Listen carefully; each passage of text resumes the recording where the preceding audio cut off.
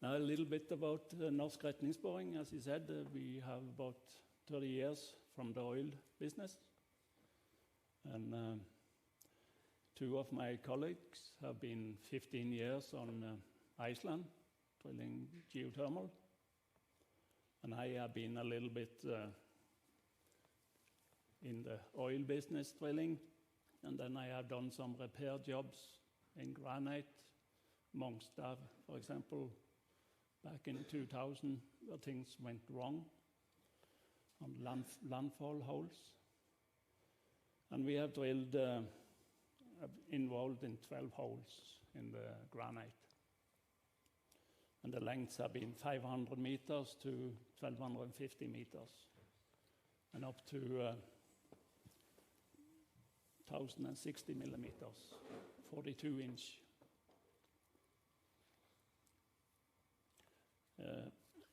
If you look here, it's landfall holes that have gone wrong. This one is for an electric cable. This one is okay. This one took off to China just before exit. And we were asked to come and repair it.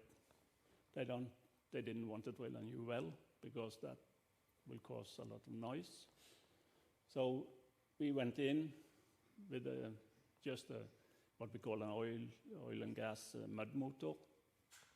Did a side track in the granite without help from whipstock or kiler, or what they call it in Norwegian. Just played with the whole diameter to be able to drill a new well to the left of the old one and exit out here in the sea. And this was very lucky for the cable company because the original plan hits a rock. And when we drilled a new one, we came out here and they could just pass it.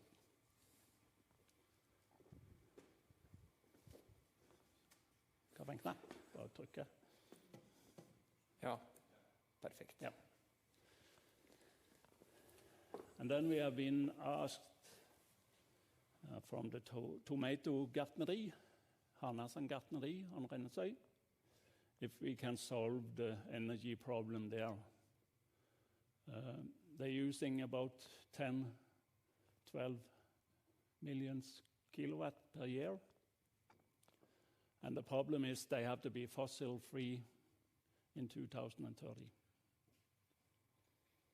So there's been a lot of back and forward, and all the time we are thinking too small. We will end up with 10 holes to 2,000 meters if we're going to fix this.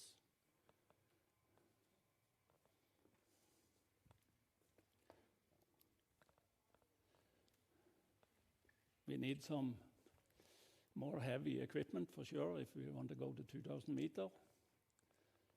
And we will struggle to do it with 700 kroner per meter if that's what you said earlier.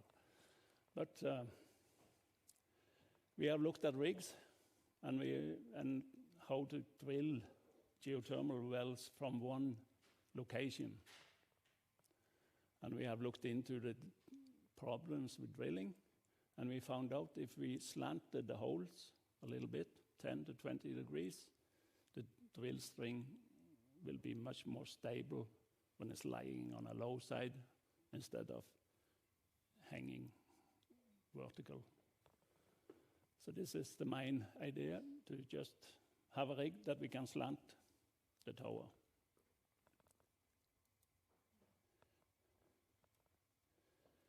And this is the design we're looking at Hanasan, 10 holes.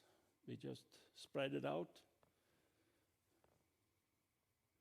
And, when you have a big rig, you can't move it very far. So it's better to just move 2 meters, and then spread the holes like that. And we also need to combine these holes with the cooling in the summer. Now, it's just again show the greenhouse, and I made a little bit bigger rig space, but is just illustrating what we have in Hanasan. We have the greenhouse. They have the storage tank for hot water already, and all the system is based on water, vannbåren varme. They have this lysegass, they have propan. We will get biogas soon. You know, all this with the gas motors we don't have, but we have plenty of electricity. And we need to drill 10 holes, install heat pumps, and get going.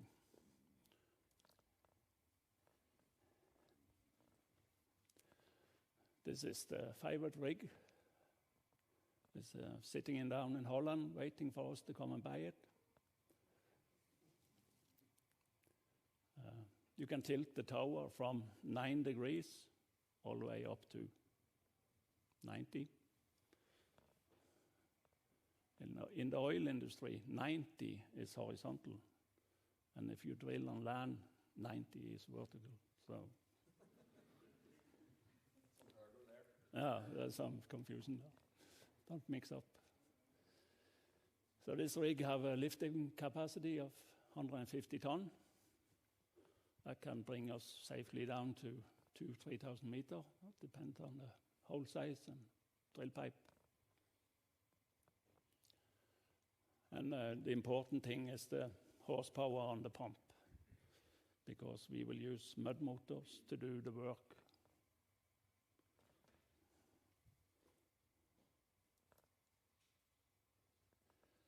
And every time we drill in granite, we hit those caves, sprekker, faults.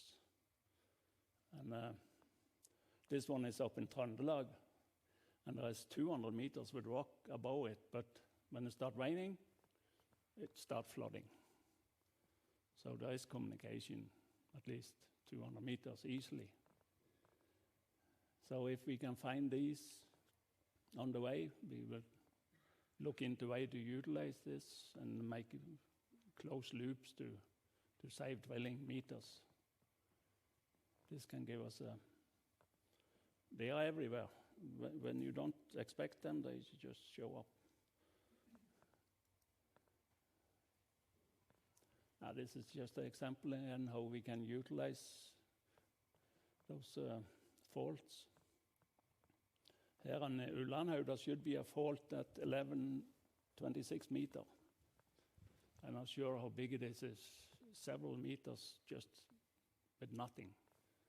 And if we could find that one and drill one hole down to it, and then do a sidetrack to a next point, and then, start circulating, it would save us a lot of drilling meters and get a lot of heat out of it.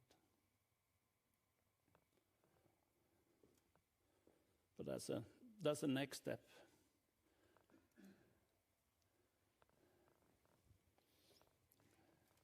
Here's the old technology that we grow up with in the old oil field days. A simple mud motor. It works. Today it's very cheap to rent, buy. When you pump 2,000 liters a minute through it, only the bit will rotate. So you avoid a lot of wear on your drill string, a lot of vibration. And it is steerable at all times. If you see the red dot, it indicates the high side of the motor. And if you point that one to the left, the borehole will start turning to the left. And above there, above the motor, we will have what we call MWD, measurement while drilling, that will give us directional data all the time.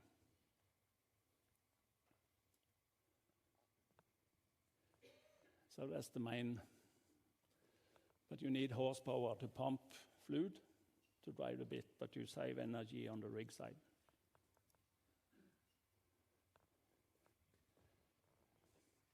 And again, 50% of the energy they need is cooling around. Especially the greenhouse, they have to open the windows and then they let the CO2 out, then you lose money. So if you can close the windows, keep the CO2 in there, and then just store the heat in the ground for the winter. It's just showing when we can tilt the tower, we can do whatever we want, more or less.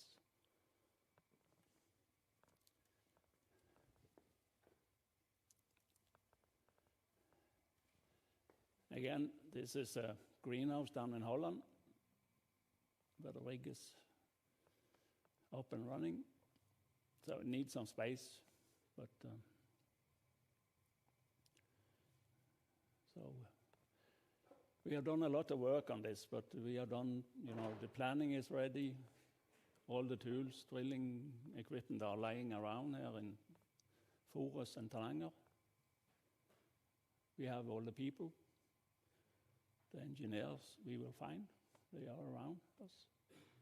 And we got a possible job on Rennesøy for the greenhouse. And we have found the rig that we want. It's just a small problem. We will solve that one next week, I guess, I hope. So this is what we are working on. So, how are we time-wise? I think we need to have coffee break. No. So, thank you, Ove. Okay, thank you. So Ove is, the Norsk Retningsboring is the latest partner to GEAN, and we're really happy to have you here, and I'm really happy to have people that has this experience coming in, working with this in this context, showing the possibility to transfer competence, personnel, and experience into this industry that is already mature, right? So the question is basically how to come together with Rototech, with Bosenboring and the majors in Norway, and how we can basically take learning from each other here going forward.